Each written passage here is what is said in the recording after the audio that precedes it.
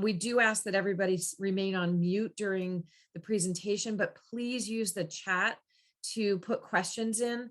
If it's a question that I can answer quickly in the chat, that's great.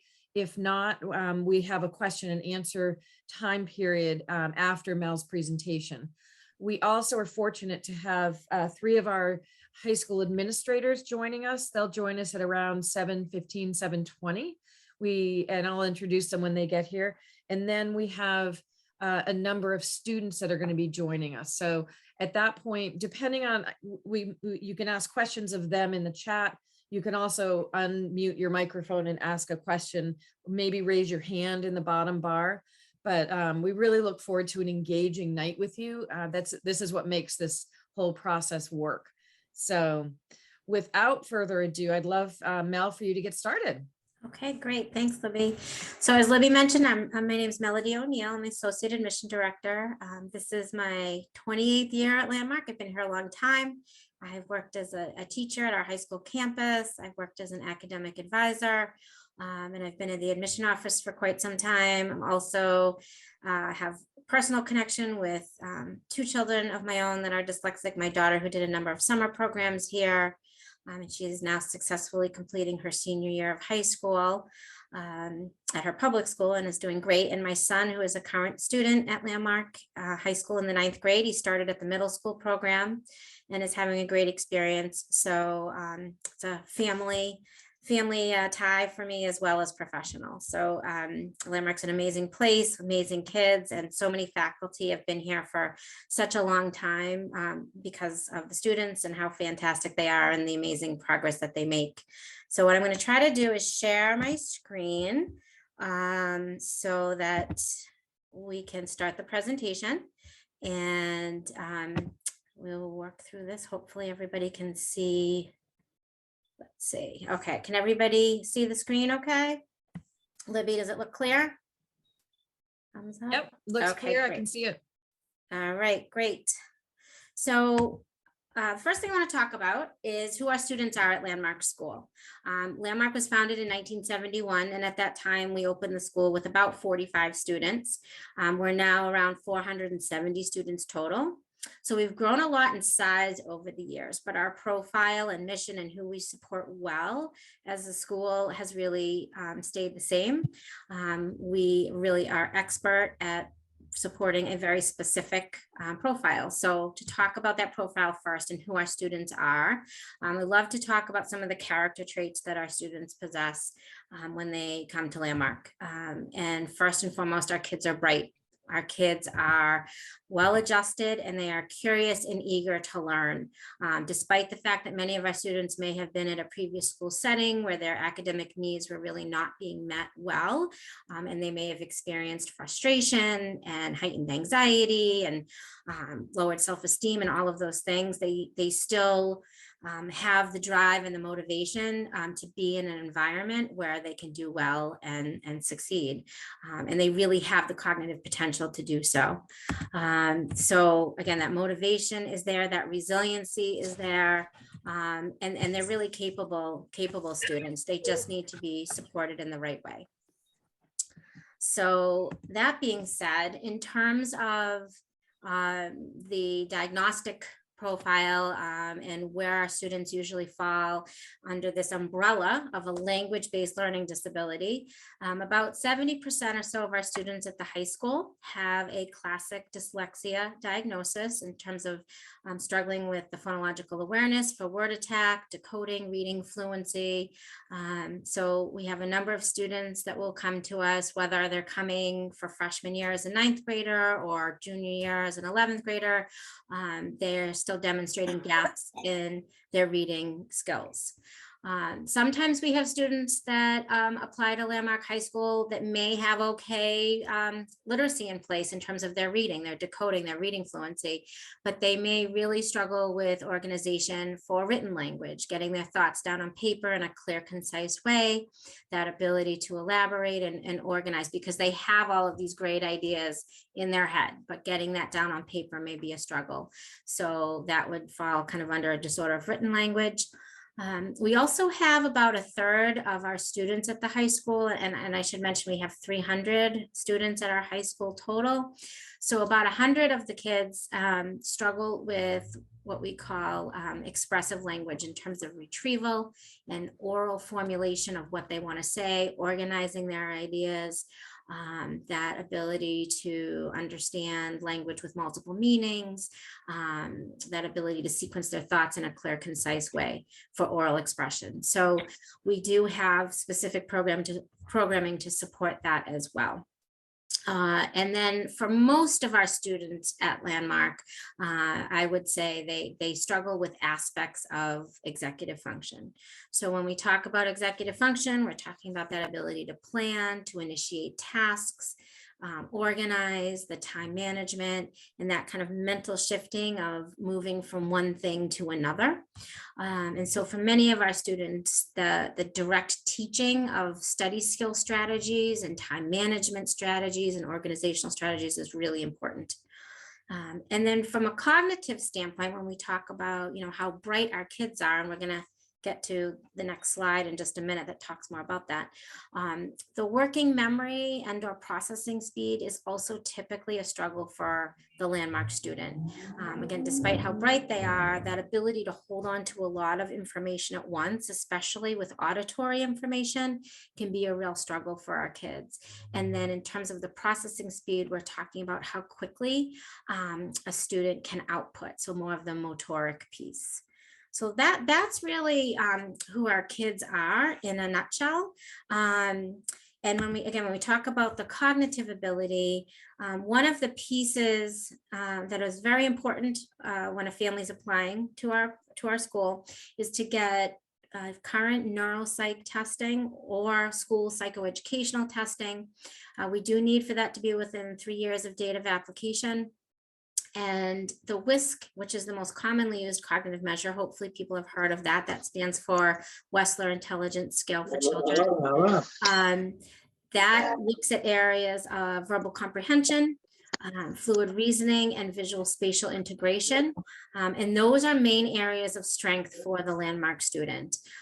We need for the students receptively to comprehend information coming in. We need for our students to have big picture thinking and reasoning and problem solving ability, to understand the whole and make meaning. And in terms of visual spatial integration, we're talking about, if you think of like the architect and those puzzle pieces and how they go together to make the whole. Again, we're very hands-on and visually based in the way we teach. So in order for a student to access curriculum and make effective progress, that's really important. As I mentioned in the previous slide, that working memory and or processing speed is typically where we see the discrepancy. So that's the cognitive profile. And in terms, again, of that language-based umbrella really being our narrow piece of the pie of who we support well.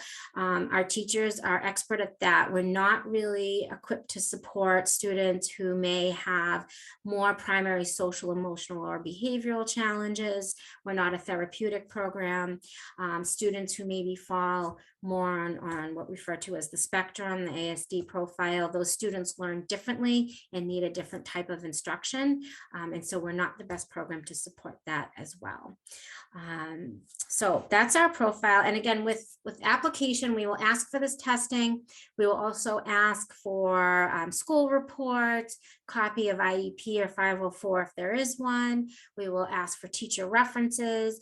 There's an online application process. We work on a rolling basis. There's no deadline. And you will see checklists of everything we need to get. And our office will keep in touch with you through email throughout the whole process. And any questions that you have about admission, the application process, how we accept students, you can feel free to reach out to our office anytime. We're currently looking at applications for our summer program and for next fall of 23-24.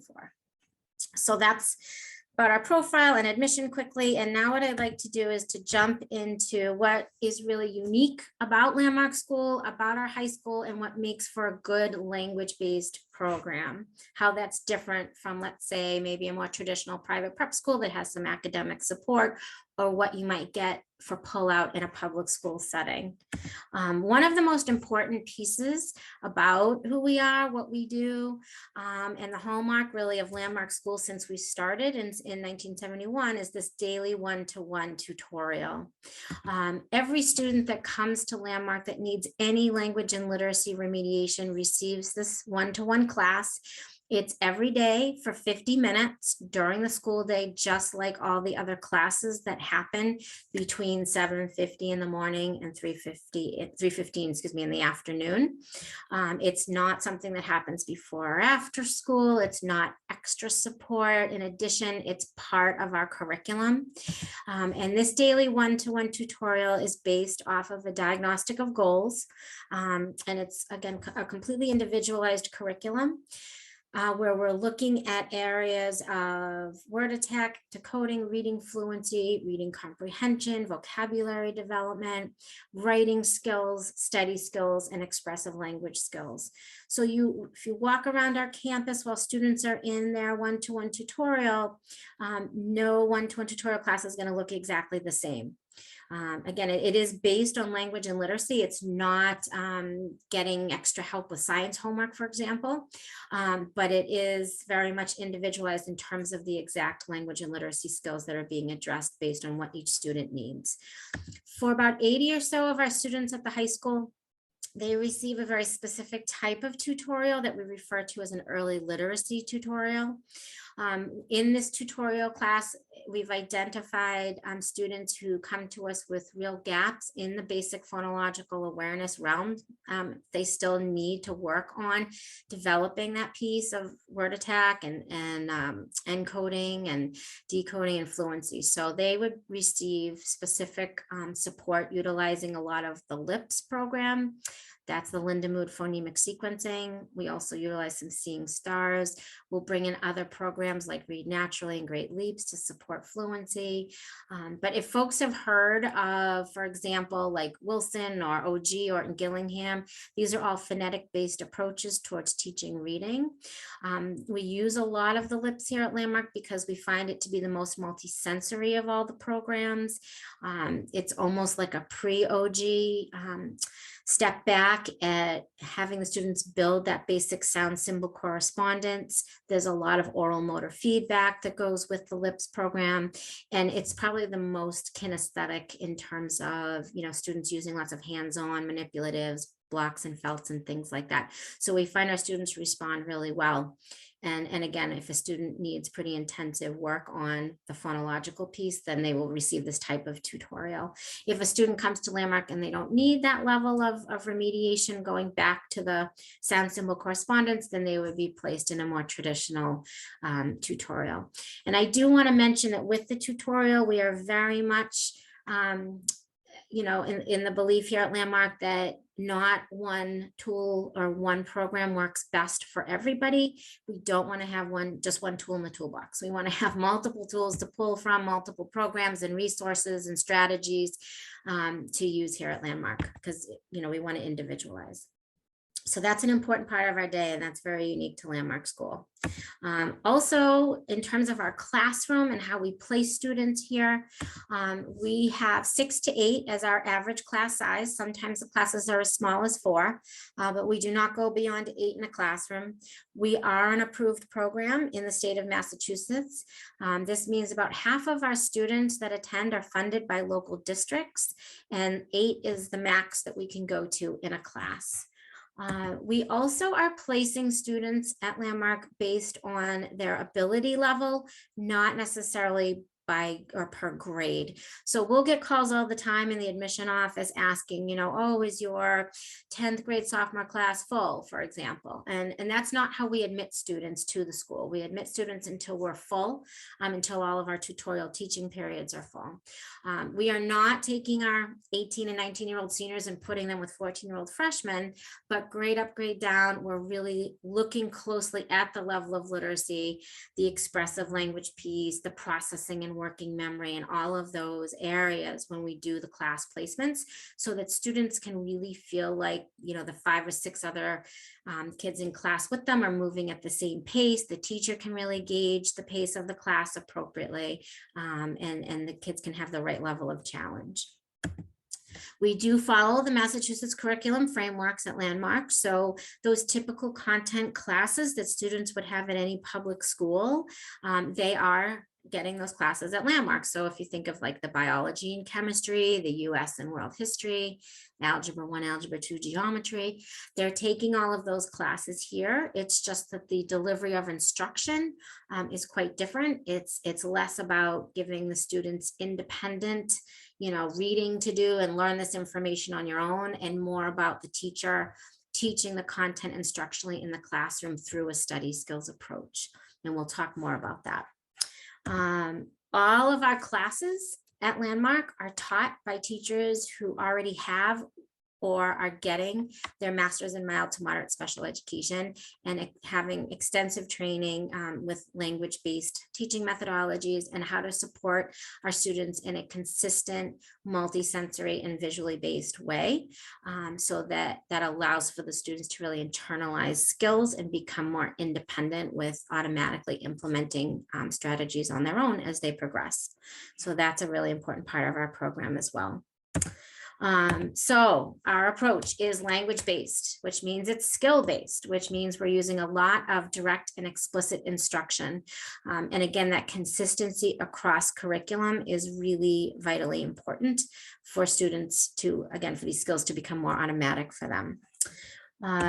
So that said, we are now going to talk a little bit about how Landmark High School has 3 distinct programs. I want to preface this by saying that if you're applying to Landmark High School, you are just applying to the high school as a whole.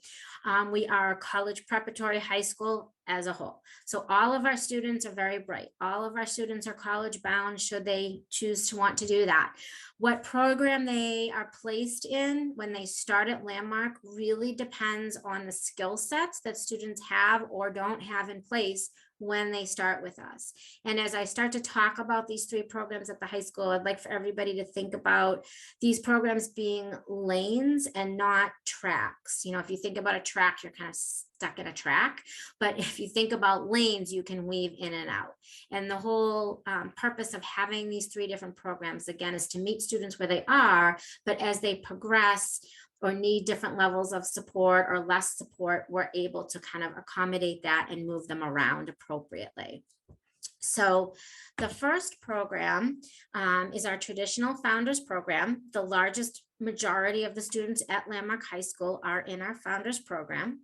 And here is a list of the 6 classes that a student would take in our traditional Founders Program. So if you can see, everybody has a math, science, social studies, language arts class, the one-to-one tutorial, which again can either be a traditional tutorial or that early literacy tutorial that we talked about. And then there's a 6th academic in the day that we will decide, our admission office, as we look at students' independent testing, their profile, and then we administer a screening as well towards the end of the admission process. We look at the results of that to help determine the program placement, the type of tutorial that might be needed, and what additional class might need to be in the schedule. So for example, a student that still needs a lot of work with some basic literacy skills, they may have an additional small group reading fluency class in their day. If a student doesn't need that, they might have a study skills class, or they may have a literature class. So that's, again, something that we will make a decision on based on information that we gather. And I do want to mention, for any student tuning in tonight, I will get to the fun stuff, I promise. There is an elective in the day as well. We want students to have a break and something fun during the day besides just the academics, but I'm just plowing through the academic piece for right now. The second program we have at the high school is our expressive language program. I mentioned, I think at the first slide, about 1/3 of our students are in the EL program, 100 of the 300 kids. And this program is designed to support students who have a history of difficulty with the language processing and production, with the expressive language. So if you look at the list of classes here, it's almost identical for the students in the founders. We have the math, science, social studies, the English language arts, and the tutorial. The one main difference here is that these students have a specific oral expression class. Again, the goal of this class, if you think of getting kind of like group language therapy, we're working on retrieval strategies, vocabulary development, multiple meanings, understanding of idioms, figurative language.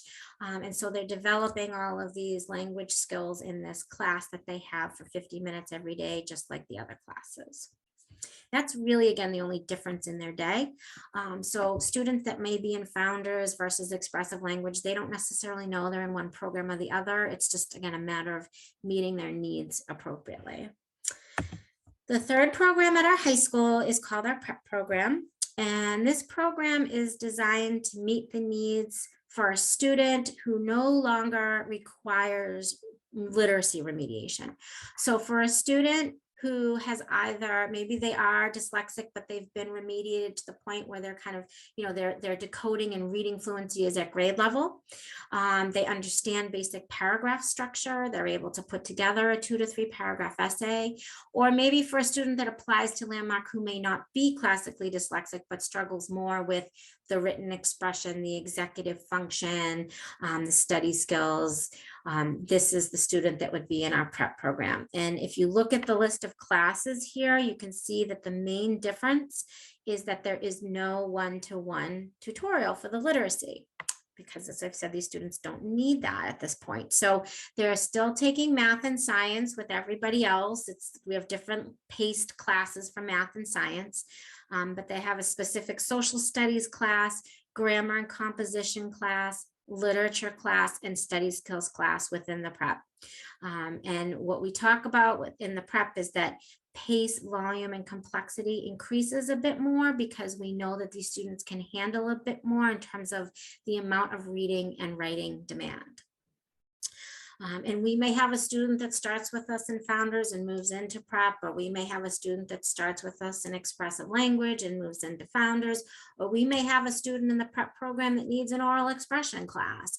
Or, we're all about customizing, individualizing, again, pushing kids along in the areas where they excel, but meeting them at the level of remediation that they still need in certain areas.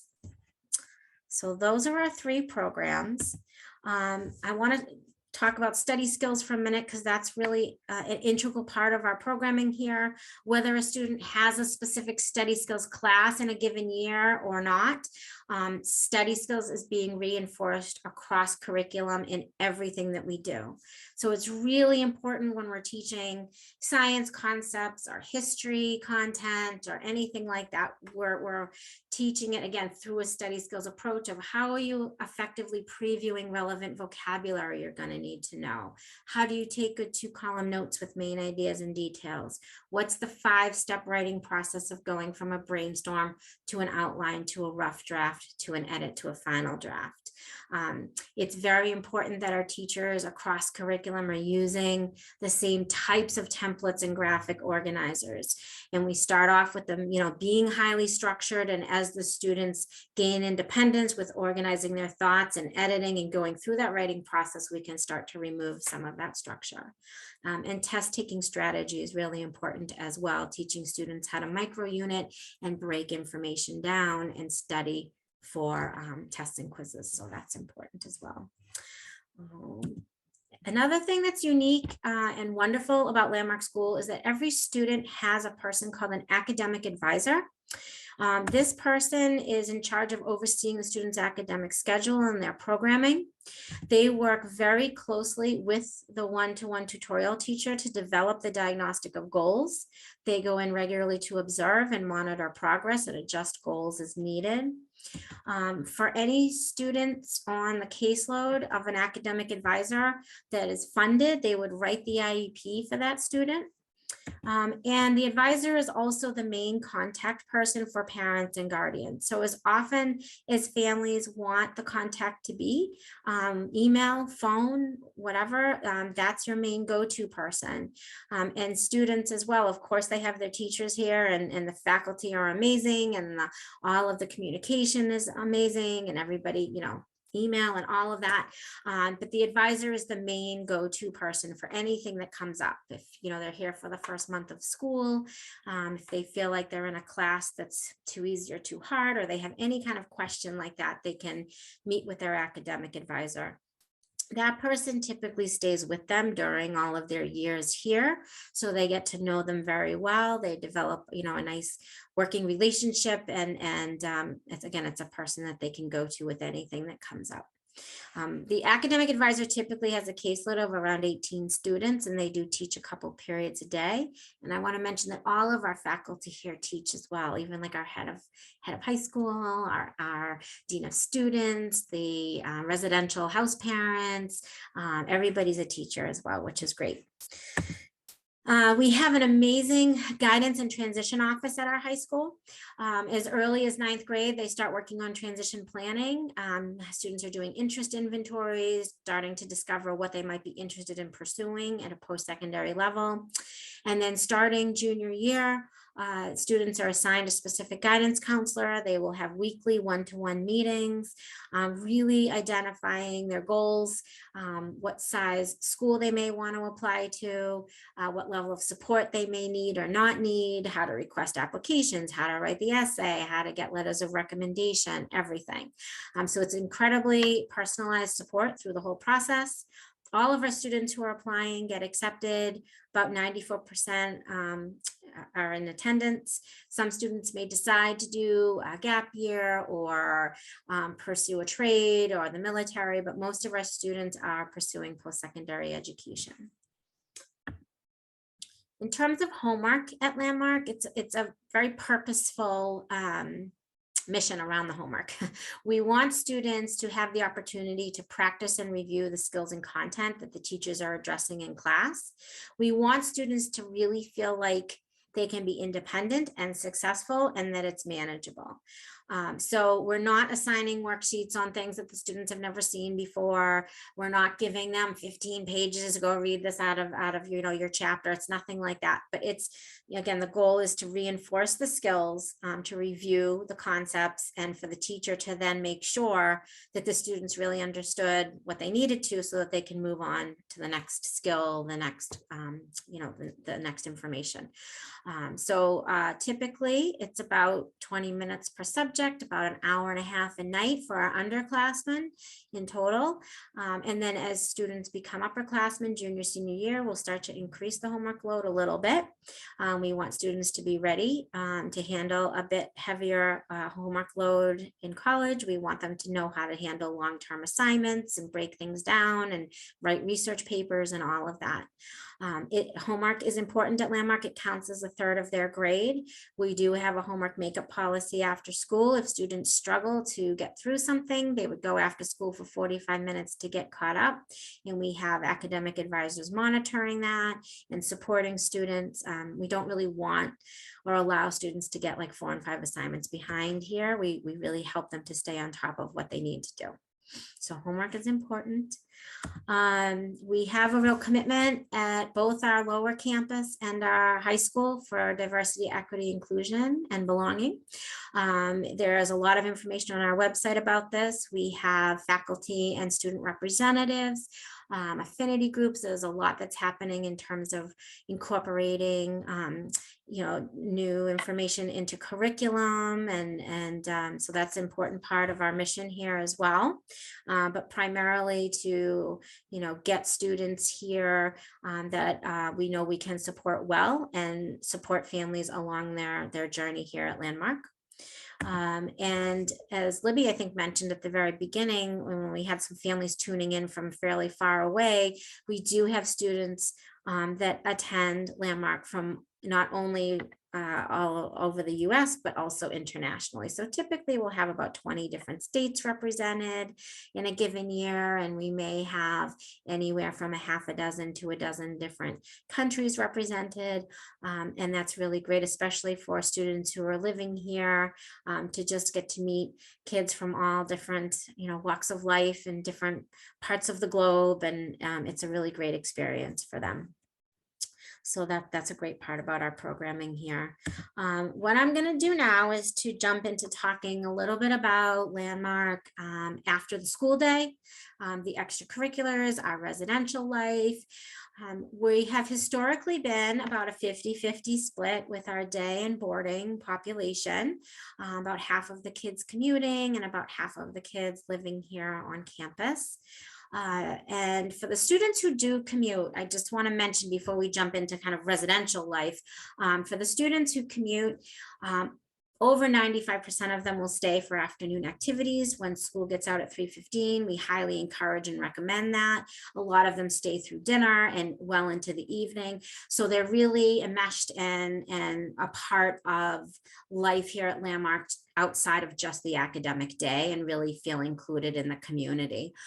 For the students who live here, we have some very specific goals with the residential life program in supporting some very specific executive function and life skills. So time management, organization, self-advocacy, healthy decision-making. It's all tied into what we call our residential curriculum and level system. Every new student at Landmark starts off at level 1. Level 6 is our highest.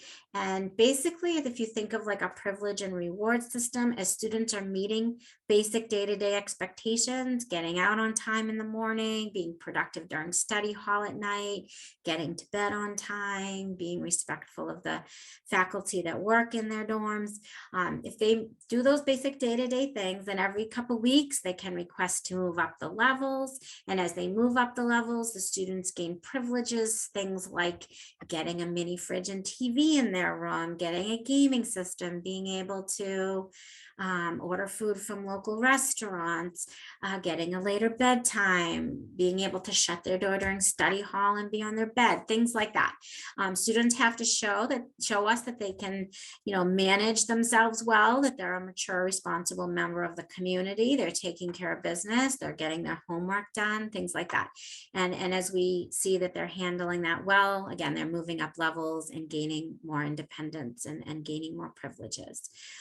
Weekends, we have a ton of activities going on. We're very lucky to be 30 miles north of Boston, right on the ocean. We have easy access to everything here. So Friday, Saturday night movie trips to the local movie theater 10 minutes away. We have the mall close by. We have trips into Harvard Square in Boston. We have kids doing, rock wall climbing and paintballing and laser tag and outlet shopping. And we'll take kids in nice weather to the beach. In the winter time, we'll go on Saturday to a local mountain for skiing or snowboarding. There's so many things happening. So we're very lucky with our location that we have access to all kinds of outlets for the kids. In terms of the extracurriculars and the fun stuff, one of the most important parts of Landmark School, besides the academic piece and giving the kids the right education in the right learning environment, we also are a full-fledged high school with all the extracurriculars, so that a student does not have to give up any of their passions and things they want to pursue, or opportunities to have a school dance or a senior prom, or go on a service trip to DC, or there's so many different things, and be involved with community service. So just to highlight some of the amazing extracurriculars here, we have a fantastic visual arts department with all kinds of 2D, 3D media art. We have drawing and painting and printmaking and ceramics. We have digital art and graphic design and photography. So students can take these classes as an elective during the school day, or they can be in the art building after school doing this as an activity if they're not participating in a sport or something else.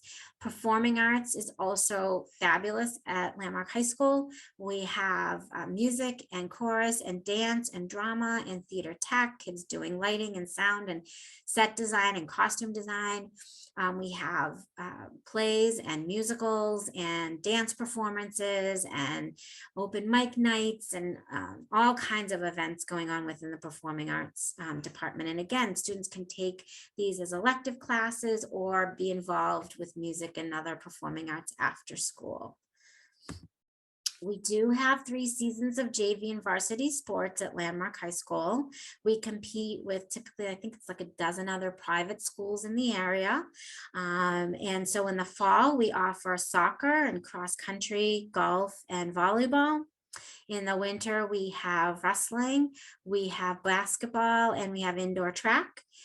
We also, again, I mentioned the Saturday ski and snowboard trips that we do. There's a ski and snowboard club during the winter months. And then in the spring, we have tennis, baseball, lacrosse, outdoor track, and sailing. So there are a lot of options for the students to be involved with athletics, and that's a really strong part of our programming here as well. We also have a working auto mechanics shop on campus. Again, students can take auto mechanics as an elective, or they can be in the auto shop after school. We have woodworking and boat building. We have a great Steamworks and technology lab where students can be doing programming. They can take film production, music production, there's animation. We have things going on with robotics and engineering. There are tons of options with that as well. And then, of course, we have the typical, like we have, a PE elective if students want to take gym. There's weightlifting, basketball class, yoga class, if a student wants something physical during the day or to be working out after school. We also have all kinds of clubs going on. We have cooking club and fishing club and D&D club, and we have mountain biking trails and kids playing ultimate frisbee. And so there's, again, so much for the students to be involved with here. Community service is another fantastic outlet. Students average over 3,000 hours a year of community service. Students are doing things from raking elderly's lawn, adopt a highway, volunteering at food pantries, doing food drives around the holidays, doing service trips, all kinds of opportunities for community service at Landmark as well. I want to just quickly mention that the typical afternoon for a student living here, when classes end at 3:15, a student would be involved with some type of afternoon activity. It's required that they do something. And then there's supper. And then after supper time is some free time where a student needs to be on campus, but they have downtime to hang out with friends. They can socialize in the dorm. They can play video games or watch a movie. They can shoot hoops in the gym or work out. That's their time to hang out. And then we get ready for structured study hall in the evening. So from 8 to 9:30, students are in their room doing homework. Teachers are on coverage, helping students if they need any support, checking in. And then after study hall, they stay in their dorms, but they have more downtime to hang out until their lights out, again, depending what level they're on. And weekends, again, starting Friday after school, we start all the fun weekend trips. So that's the typical schedule. So what I'd like to do now is jump into a little brief overview here about our summer program. We have an amazing 4-week summer program with typically 50 students that are attending, so much smaller than the school year of 300. And we usually have students for the summer that are entering grades 8 through 12 versus the academic year where it's students entering grades 9 through 12. So sometimes a student will come to us for a summer program as a rising 8th grader to kind of test out the waters a little bit, get comfortable, see what they think about Landmark and if it's a good fit for them. And then possibly the following year as a rising 9th grader will enroll full time. Sometimes students come for the summer where they may be doing okay where they are, but could really use a boost in study skills or writing skills to take back with them. program. And then most summers, we will have about 15 or so students who are going to be new in that coming fall with us and are using the summer program again as a way to transition in, especially if they're boarding for the first time, living away from home. It's a great way to get acclimated. Students that are here for summer, if they have a successful summer with us and they're living here, they can start off at level 2 instead of level 1 with some extra privileges in the fall. If they connect with another, same age student over the summer who's also, coming during the school year and they want to request each other as roommates, they can do that. So there are some nice perks to starting in the summertime. The way the summer program is structured is that students have 4 classes in the earlier part of the day. They're an hour long each. Every student receives a 1-to-1 tutorial. They have a language arts class for writing, a math class, and then their 4th class, we will decide here at Landmark whether it's going to be a study skills class or an extra reading class, depending upon what that student needs. Then there's an afternoon study hall after lunchtime because there is some homework. And so they get that done. And then the rest of the afternoon and evening for the summer program is all the fun stuff. So different from the school year where we have the study hall at night, during the summer program, it's in the afternoon because we want, again, the rest of the afternoon, evening to be fun. There are 3 options for students attending the summer program. If it's a local student who's going to be a day student, they can choose to just come for a half day of academics and then leave halfway through, around lunchtime. Or a day student can choose to do what we call an extended day program where they stay for one of our 5 amazing afternoon activity options. Those activities run from 3 to 5, Monday through Thursday. And for any student boarding over the summer, which is the largest majority of kids, we may have 15 or so, 15 to 20 day students, but most of the kids are living here for summer. So if a student's living here, they have to pick something as an afternoon activity. The options that we typically have included a great sea kayaking and paddleboarding option. We have a marine explorations option. We have visual arts where kids are doing all kinds of 2D, 3D media art. We have a digital photography option, and then we also have a fitness option, and they do CrossFit and training, and a lot of student athletes like that are going to have maybe sports in the fall like to do the fitness option over the summer to get ready. So they would pick one of those 5 options for the 4 weeks. That activity takes them until dinner time, and then after dinner there tends to be like a theme each night for community night. So it might be like field games at the upper field, it might be a volleyball game and cookout at the beach, it might be a pizza movie night in the dorm, and then we have great trips on the weekend. So the summer program is awesome. The students love it. They really feel like it's more of a summer camp than summer school, even though they're obviously here to get some academic skill strategy and remediation and support. But it's a great way for them to get going at Landmark School. And we highly recommend students thinking about that, families thinking about that. It's one application. When you go through our process, you don't have to fill out a separate summer application. You would just indicate if you're applying for just summer, just fall, or if you're interested in both. And that's our summer program. So that's the end of the presentation part of this evening. I'm going to stop the share, and we should start to have some administrators jumping on the call pretty soon. Thank you, Mel. Already, yeah. Thanks, Mel. That's a lot, and you did a beautiful job describing all of our programs. We are very, very fortunate to have 2 high school administrators right now. I'd love to introduce Bill Barrett. He's the head of our high school, and Ariel Martin Cohn, who is our academic dean. After a full day of teaching and learning, they have agreed to join us, which is really a treat because you guys can pepper them with questions. And so if you'd like to say a couple things, Bill and Ariel, that'd be great. Sure, I'd love to jump in. Welcome, everyone. And first of all, thank you for being here. As Libby mentioned, it's probably been a long day on the computer for some of you as well, whether you're a parent or a student. As Libby said, my name is Bill Barrett. I'm the head of the high school. This is my 8th year at this position, but my 29th year at Landmark School. So I've spent the majority of my career at Landmark, not all of it. I was a public school teacher for 4 years as well.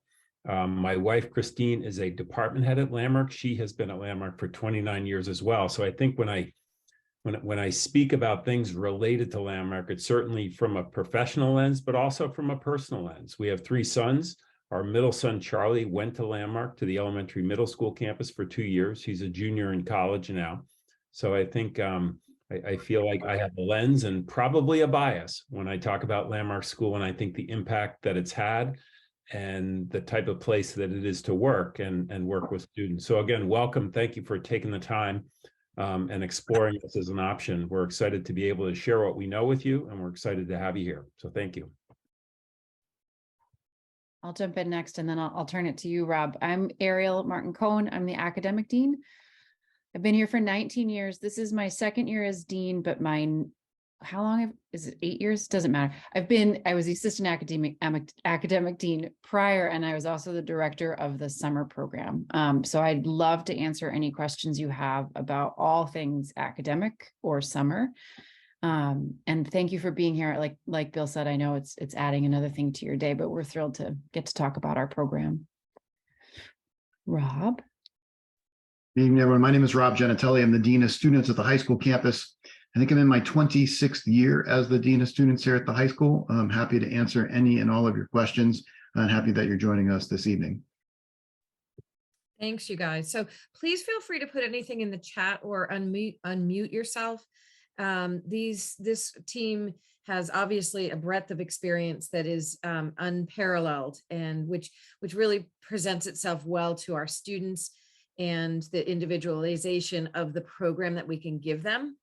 So fire away. And if we're waiting a little bit, love to, Ariel, one of the questions that I think comes up a lot is, and Mel did a beautiful job describing the lanes, but in terms of the programming and how much we can individualize it.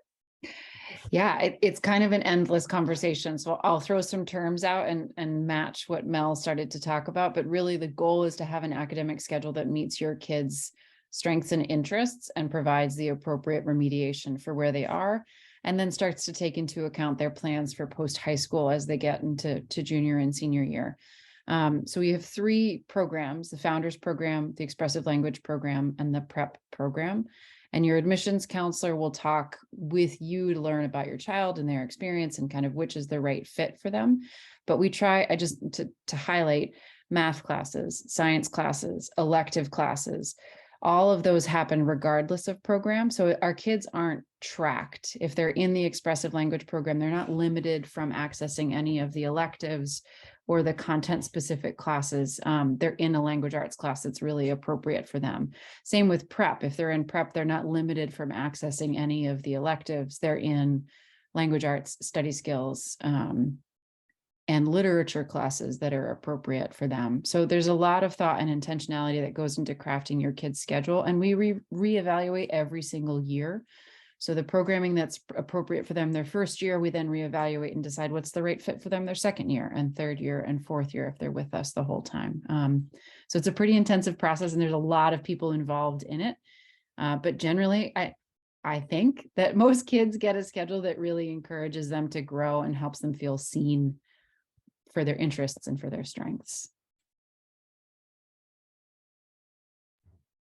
Thank you, Rob. There is a question about 5-day boarding and the relativity to 7 days. So we don't offer a 5-day boarding program, but that doesn't mean that students don't go home or leave campus on the weekend. So depending upon the year and the cycle, there's always a solid core of kids that stay every weekend. You know, the boy from Hawaii, the boy from Montana, the girls from California, they don't fly home for the weekend. The boy from London doesn't fly home to the weekend. So they're with us. And so we have a full and very comprehensive weekend programming. So there are activities scheduled Friday night, Saturday day, Saturday night, Sunday during the day. There are large group trips. There are smaller trips. You know, we're currently right now trying to get a group of students who want to go to the North Shore Music Theater, which is near us, to go see A Christmas Carol and go out to dinner. A few weeks ago, we sent 50 or so students into Boston to see the Blue Man Group and then go out to dinner. So, you know, we're staging our ski program where we'll hit Gunstock and Ragged Mountain. So there's lots of programming that happens over the course of the weekend. I don't know. In all these years, I've learned that when you create opportunities for them and divide them up and move them around, it reduces the choices of someone making a bad decision and the rest of them following that one. So kind of divide and conquer. You create great opportunities for them to go play and go have a good time. We work really hard Monday through Friday, and then we relax and enjoy the weekend. We're half an hour, 40 minutes from Boston, so we're utilizing Boston as a home base. I know this weekend there's some Christmas art festival somewhere in Boston that a group of students have signed up to go do that. And it's complete with all these food trucks and all this, the showcase of the holiday season. And so we really do try to pick what's available in the area and create opportunities for them to do as much as we can on the weekends. And then I think my favorite weekend trip was a number of years ago. I got a group of boys, 5 of them come up and ask me, Mr. G, do you know what a pedicure is? I'm like, yeah, I know what it is. Like, have you ever gotten one? I'm like, no. They was, well, we want to, will you take us? I'm like, all right. So I took 5 boys and myself, we went for pedicures, and it's the only one I've ever gotten. It was fun. We're all lined up in a row. And so sometimes it's just crazy that way. And so off we went, and I'm not a big fan of people touching my feet, but it was fun. We had a good time. We went for pedicures and went out for dinner and came back to school. So we try to keep them active and busy and give them opportunities to enjoy themselves. I'll add one thing to what Rob said. And Rob, I always learn something from you on these open houses. I enjoy it. So thank you for sharing that. But the other thing is we have, and we just had one this past Friday, we have 8 community nights during the year. And that's actually because we have school on Saturdays for 8 Saturdays a year. It's very different than a typical Landmark school day. It's a half day, and it's community service and experiential classes, field trips, things like that. But anyway, the night before those Saturday schools, we actually have community nights. That might be a dance. It might be Landmark Idol, which is actually a lip syncing competition. And this past Friday night, we actually had flag football, and it was great. We had a giant tournament. We had music and a DJ, pizza, bonfires, because not everyone plays football. But it was just a great event. It was students and staff playing. And I think it's just an example of, whether we're going off campus and doing trips and things like that on weekends, for 8 Friday nights a year, we're also having community nights. And often students who might say, oh, I'm a 5-day boarder and I go home on weekends, that will often lure them to stick around for a weekend, which is what we love to see. And it's great.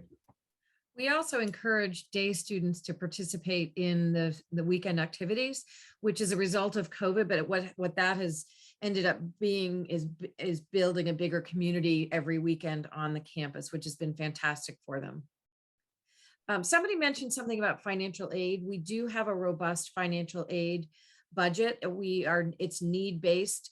Unfortunately, we're never able to meet the full need of families, but we do encourage people to apply for that. We use it as an enrollment tool. Feel free to email me or reach out to me. I'll put my email in the chat if you have specific questions, because I'd be more than happy to talk you through. It's very individualized, so feel free to email me, and we can maybe set up a call tomorrow. There was also, Libby, just about students being funded from other states. So just to address that, there are very few out of state states that were on the list of approved schools for. So like New Hampshire, we do have students funded from New Hampshire. There have been some students from other New England states who have won their cases for funding. Most of the funded students are from Massachusetts, the largest majority. It's not an easy process to get out of state funding, but it can happen depending on the strength of the case and multiple factors. Again, that's something else you're welcome to reach out to the admission office about and speak to us more if you have more specific questions about that. Libby, I can jump into the question about homework and Great. academic advisors. So, because they're kind of related. So you'll be assigned to an academic advisor who's kind of a lot of things. They're your point person, they're your liaison, they're your kids' advocate and coach. And they're also kind of your advocate and coach, because I know a lot of you in your experiences have had to be either on guard or pretty actively fighting for your kids' needs. And our hope is that when you come to Landmark, you enter into a partnership with Landmark and specifically with your advisor, where you're sharing what you're seeing and what you hope for your kid, and they're sharing what they're experiencing. And that includes homework. So we hope that that relationship is in a good one and it lasts the entirety of the time that they're at Landmark. But the specific question about kids working hard and homework starting at 8, that I can understand how that feels late, especially if your kid right now is spending 2 to 3 hours of homework and it's kind of a torturous, challenging process. Our goal, our vision for homework is that kids are getting about 20 minutes of homework per academic class per night. So that should result in them getting somewhere between 1 and 1.5 hours of homework on a typical night. Sometimes might be closer to 2 hours. And as they become older, juniors and seniors, it might get more significant, but we focus on homework as a time to independently apply skills that were learned in the classroom. So it should be something that your kid can navigate independently. And they should be able to get through most of it in that 1.5-hour period of time in the residence or at home, whenever it happens at home. But if that sounds like a really daunting prospect and you decide to send your kid to Landmark and the first couple of nights of homework, they're staying up too late and they're exhausted, that's where the advocacy piece comes in, and they speak to the house parent, they talk to their academic advisor, they give you a call, and then we work with teachers and have them adjust their expectations and modify what your students expected to do so that they can get it done in a reasonable amount of time. Homework shouldn't be the thing that like ruins your kid's day. It should just be a task where they start to develop some agency and independence and feel good about their ability to apply skills. So generally kids can manage it late at night. But it's absolutely a conversation we have with kids throughout their time at Landmark to figure out how to make it manageable, given all the other stuff they have going on in their day. And then I just see one other question. We have a very routine schedule. They have the same class at the same time every day, 5 days a week. There's no waterfall, there's no rainbow, there's no flipping days. I think our kids and our teachers thrive off of consistency and predictable occurrences. The only exception is we have early release Fridays throughout the year, and we publicize those schedules well in advance, make sure kids know where they're supposed to go. And on an early release day, they have 4 classes instead of 7. So that's the only exception to our daily schedule. And again, our teachers need that consistency just as much as the kids do, because you start to get used to kind of the flow and the rhythm of the day. And we don't find it's helpful to disrupt that. And if I can jump in, for those students that live in residence, their faculty on board in study hall, it is an active process. So there is an individual or individuals from every department available on the campus. So if a student does have a question or a challenge, there's someone available to assist and support them. The teaching faculty who work in residence in the evenings are on their night of coverage, and their job is to prompt, direct, redirect, engage, assist, support, encourage, prod the process along to ensure that homework completion gets done. So they're not, study hall isn't kind of a free for all. You're just in your room doing whatever you want to do. It's level specific. We have a 6-level system. The lower levels have to have their doors open. The upper levels, as they gain and earn independence and independence inside the level system, but also proficiency in homework completion independently, which is ultimately the goal, they get varying levels of flexibility and freedom around study hall. So they're not just adrift. It's a supportive environment. Oh, we have 4 students who have entered the Zoom meeting, and thank you guys for giving up part of your evenings and in between homework and after a long day. I'd love it for each of you to introduce yourselves. If you could explain, say your name, say where you're from, and let people know how long you've been at Landmark, that would be great. We have a freshman, a sophomore, a junior, and a senior. So why don't we start off with Ben, our Hi. freshman. Oh, I'm not a freshman. Oh, you're not? Sorry. I'm a sophomore. Okay. Yeah. My name is Benji. This is my 2nd year at Landmark, and I live at Rochester, Mass. And how about Olivia? My name is Olivia. I'm from Long Island, New York, and this is my 2nd year at Landmark. Thank you. And how about Wei Wei? Hi, my name is Wei Wei. I'm a junior this year. This is my third year at Landmark, and I'm from Carlisle, Mass. Thank you. And Katie. I'm Katie. I'm a senior. This is my 7th year at Landmark, and I'm from Concord, Massachusetts. Thank you. And I forgot to ask you guys to say whether you were day or boarding. Can you raise your hand if you're a resident? So we've got 2 and 2. Oh, 3 and 2, 3 and 1.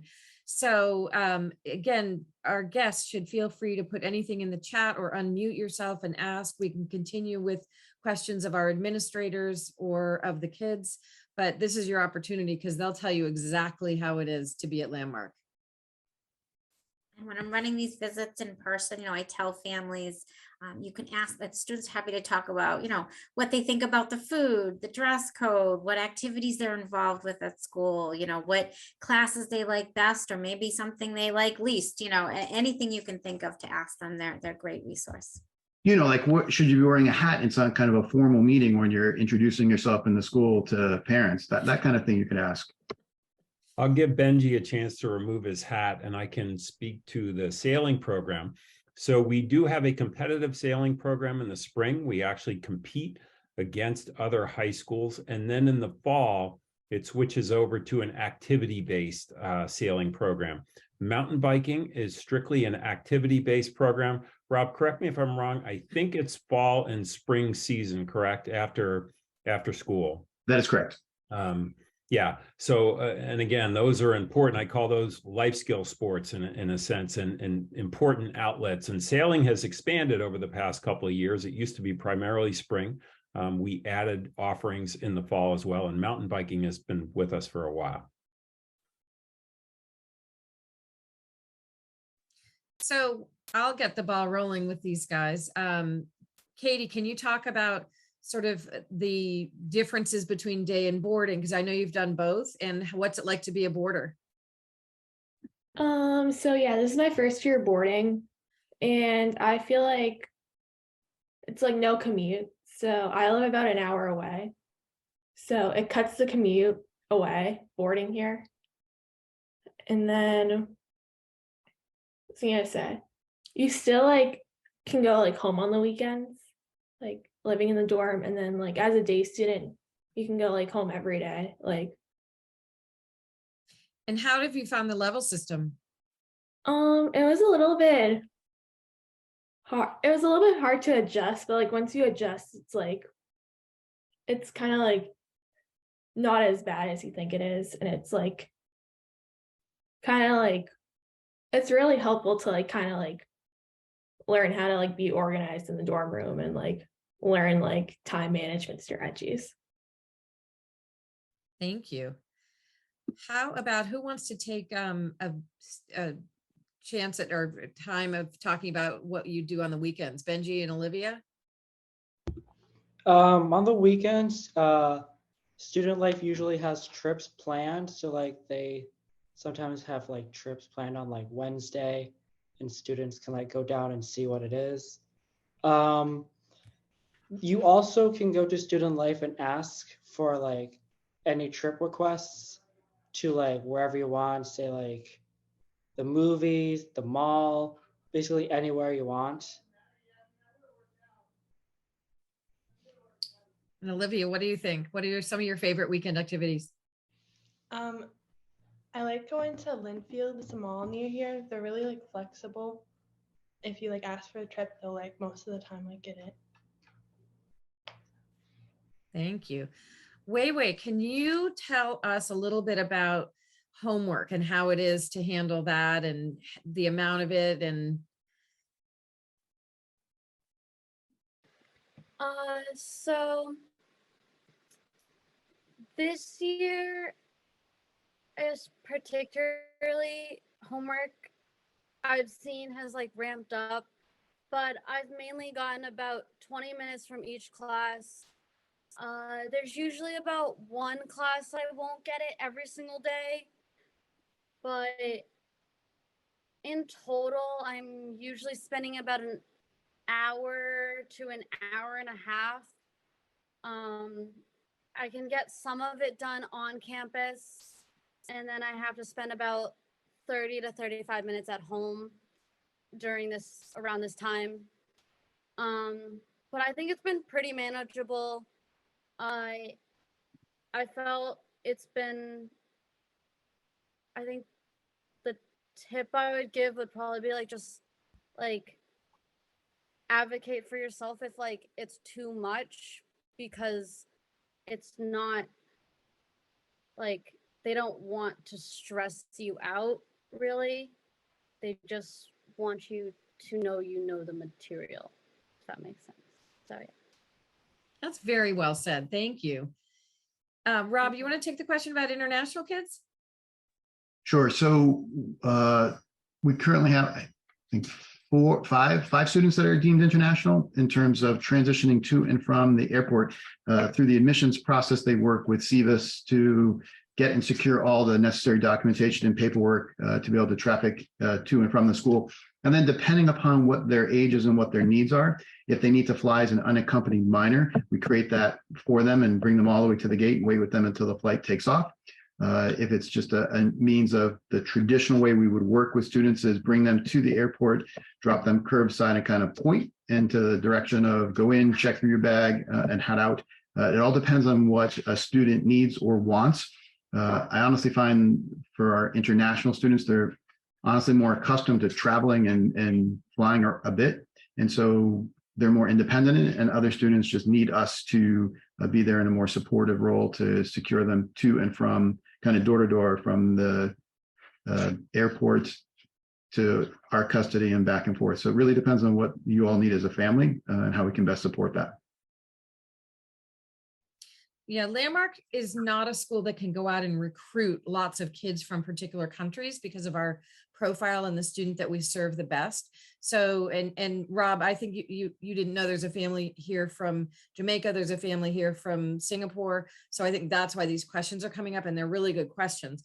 I think a lot of the US schools struggled, lost a lot of international students during COVID. So everybody's rebuilding that, but we again take particular care to make sure that every student that's with us can be served within the scope and sequence of our academic program.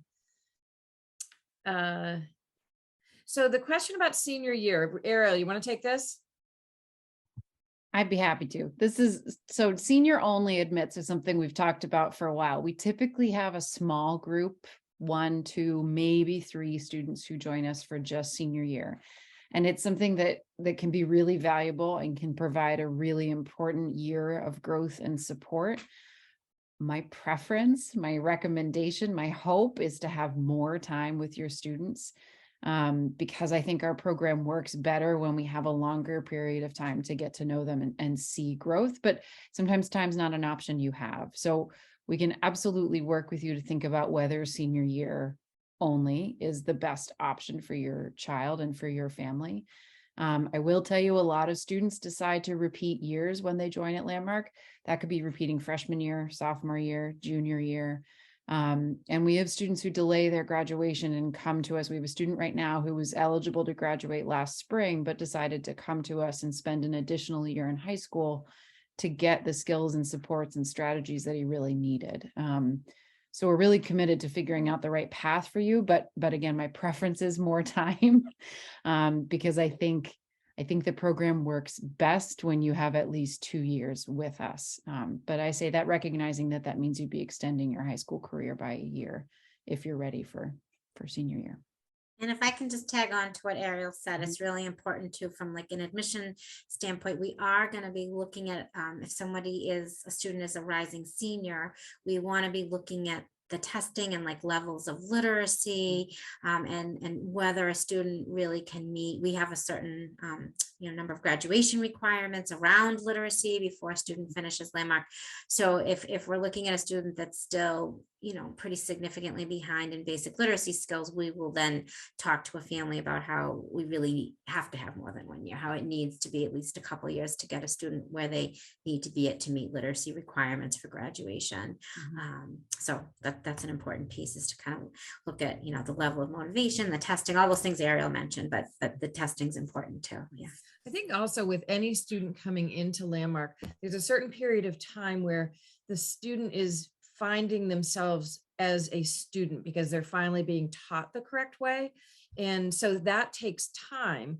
And it's very difficult to have that process happen as a senior while at the same time you're going through the college guidance process. So we're trying to get a student acclimated does take time because they've spent so many years attending schools that they haven't gotten the teaching and their learning style hasn't been exactly attended to. So it takes time. And again, but as Ariel said, it depends. So, and Rob, do you want to take the question about the weekends? Yeah, so we don't have closed weekends, so any student is welcome to go home any weekend he or she, they, them choose to. There aren't restrictions other than Saturday school weekends. Those weekends, they need to be here for Saturday school.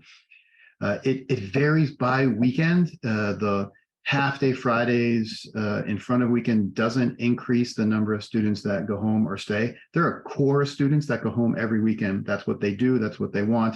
And I think the rationale or the reasoning behind that is, I'm assuming when your children popped into your lives that you didn't say, oh, great, my son, daughter, they're going to go to Landmark. And so oftentimes students are coming to Landmark School out of educational necessity and being goosed out of the family nest before the family necessarily is ready for that to occur. So there's a draw. And so there's a core students that go home every weekend. They need that anchor. They need that touchstone. They need to just be home, and family wants them home.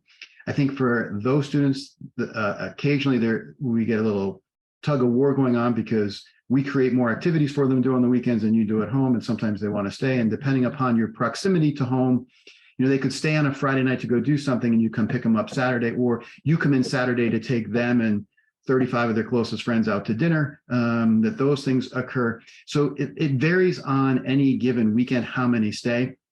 The numbers just. It's so variable. It depends on what we're offering on the weekends, how many weeks post a vacation we are, how, what's going on in the community, and then what's available for them on the home front. So I don't know if that answers your questions. I don't have the exact number count, but there is a substantial number of students that are on campus for the weekends, and there's a percentage that go home every weekend. And then occasionally there are a couple of students that I call their parents and say, this is the weekend you take your kid home. They need a break from us. We need a break from them. They need some downtime. And so I'm not afraid to make that call too and say, you need to come pick up your kid and bring them home for the weekend. They're at that state where they just need to power down the machine because they're dancing on the edge and everyone needs a little bit of a distance. So that's the beautiful part.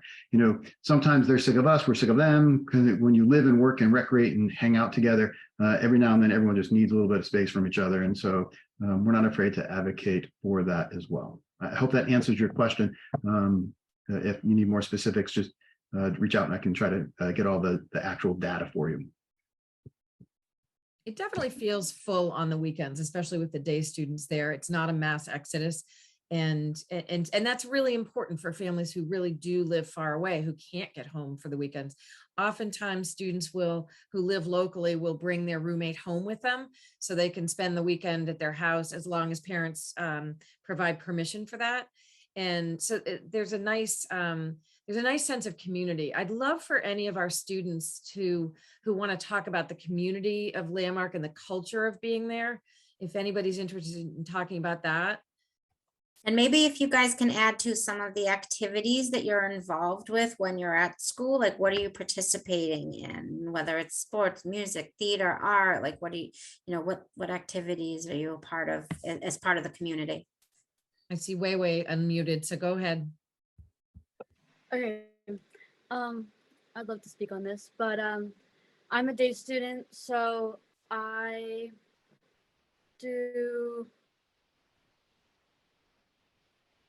do basketball in the winter, like that's what I'm doing currently. I do soccer in the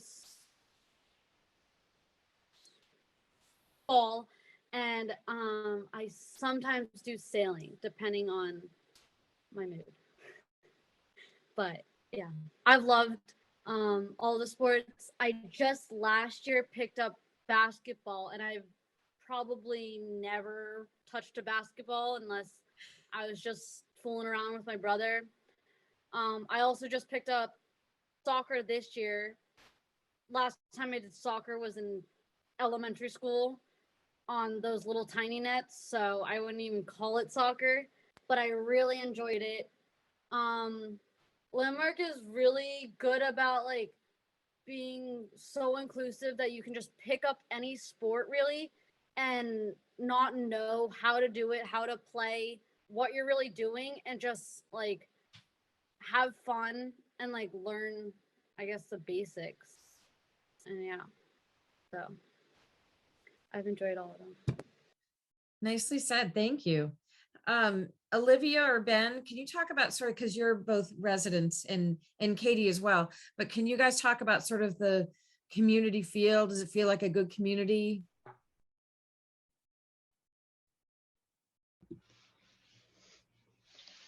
Yeah, I really like it. The dorm is like a family to me because I'm there every weekend, and there's a few kids who live far, so they are, and it's really fun to go on trips with them and stuff like that. I can agree with Olivia as well that the dorm feels like family because like I'm like close with almost a lot of people in my dorm, and like I feel comfortable with them. So Thank you. Katie, how about you? I agree about what like everyone said so far. And then like, yeah, I feel like everyone in the dorm's just really close. And you like make like not lots of like new friends and like you can go on trips with them. And it's just like even like outside of the dorm, just like around campus, you like when you walk around, you always see someone you know, which is really nice. Katie, can you mention just a couple of the activities that you participate in at Landmark? Yeah, so I play soccer in the fall, I play basketball in the winter, and then I play lacrosse in the spring. And Bill, can you talk about the sports and how competitive it is to get on teams? Absolutely, yeah. So Landmark we compete in two different leagues. We compete in the Eastern Independent League on the boys' side and the Independent Girls Conference on the girls' side. And actually, Katie here is a champion, and Weiwei is our champion soccer players this year. Our girls' team won the entire league championship on penalty kicks, which I think happened today in one of the World Cup games. It was very exciting. Katie was our goalie, so it was tremendously exciting and terrifying for her. But it's a great memory. So we have the majority of high school sports that you would expect. Exceptions are football, ice hockey, and softball. So really in the fall, I'm talking about like soccer, cross country, golf, and in the winter, basketball, all different levels, JV levels, varsity levels, and wrestling, winter track, and then in the spring, baseball, and spring track and lacrosse, again at all levels. So we don't have a cut policy. If a child wants to play an interscholastic sport, we are going to do our best to accommodate them. We want them to play on a team, whether they're a resident, whether they're a day student, and we'll work with families on transportation and things like that if they are a day student. The only exceptions, and I wouldn't call it a cut policy, but it's a limitation policy, is golf, because we only have a certain amount of slots in terms of the country clubs that we work with in the area. And then sailing in terms of number of boats. And that's part of the reason why I mentioned that sailing, we had it in the springtime and then added it in the fall. And that was essentially to accommodate kids that wanted to sail, maybe didn't have that experience where they could compete, make the team in terms of the number of boats. So we added it in the fall. So again, if your child or your student wants to compete athletically, I have every confidence that we will be able to accommodate them. Thank you. So there's a good question about cell phones, and I'd love for Ariel to start from the academic side, and then Rob for the outside of classes, and then definitely talk about the girl drama.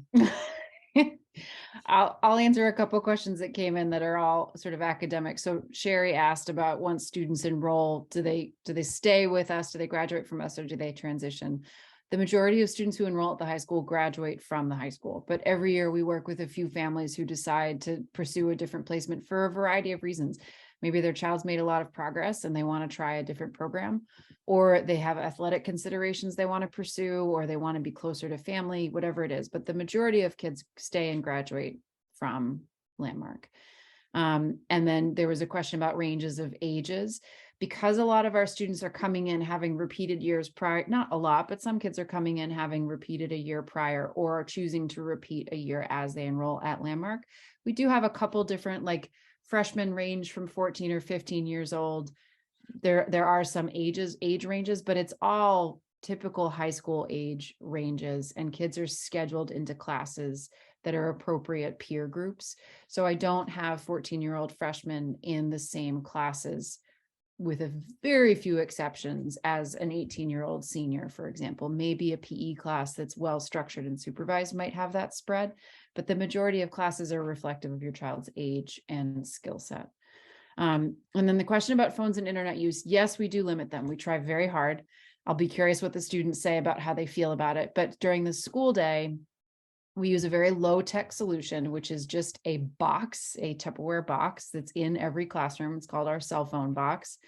And the expectation is at the beginning of every class, every student puts their cellular device in the box and it stays there for the duration of the 50-minute class period. There are exceptions. So if kids use their phones for homework tracking, they can get teacher permission to grab their phone and write their homework down. Sometimes teachers will use a Kahoot quiz or other kind of game where kids need their phones and they'll hand them back. But the majority of the time, phones should be physically out of reach of students, because we're really trying to build in space where the focus is the classwork at hand and not the inevitable distraction of what could be on the phone and what might be on the phone. So that is something that's school-wide policy that we work really hard to maintain. We do find it's really effective at getting kids to be focused, and it just limits the amount of time that's spent talking about whether or not a kid is on their phone and just focuses on the class time. And then residentially, there's lots of supports and strategies to help kids effectively manage devices, phones, laptops, watches, all of it. Speaking of. Without exception, technology and the influence of social media in their world is arguably the bane of my existence and the other deans. It's a lot of work to help them manage and navigate the complexity of the information that is available to them. You know, we don't collect cell phones in the evening. The expectation through study hall is that you're not on your phone. The teachers are moving through, you're getting your work done.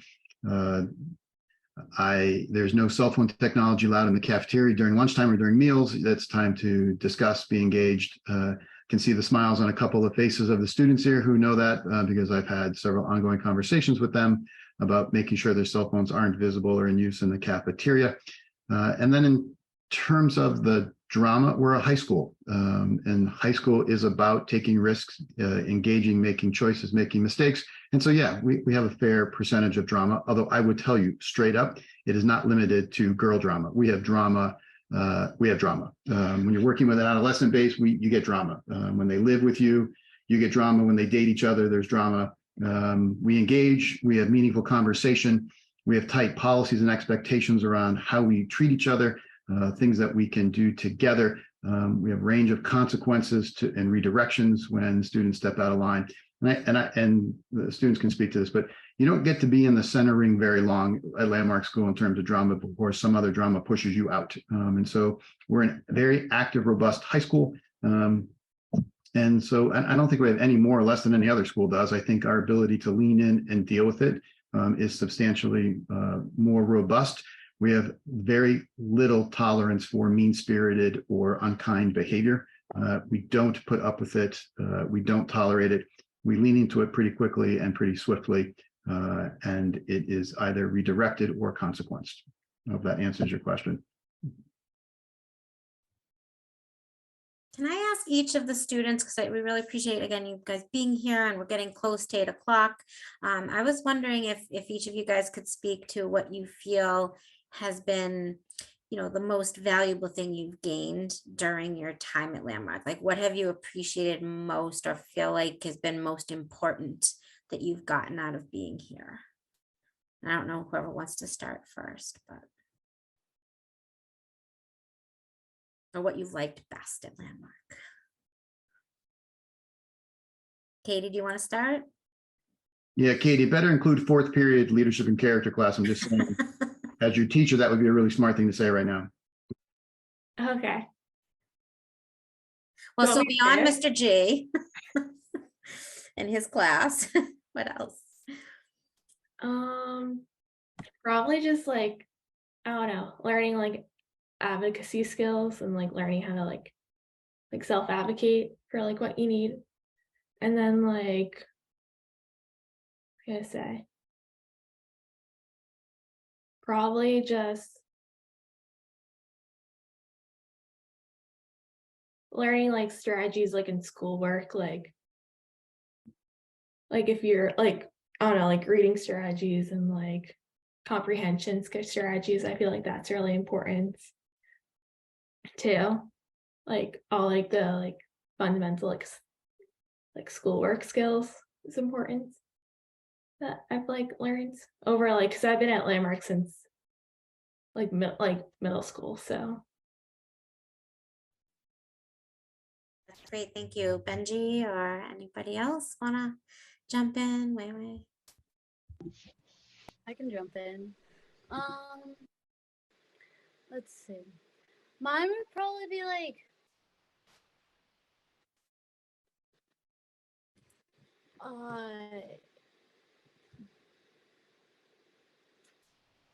probably like just how do I say this? Like being able to like feel like a person. Like I've been in a public school from like kindergarten to my freshman year in high school. So I don't know, like that whole entire experience. I mean, elementary was great.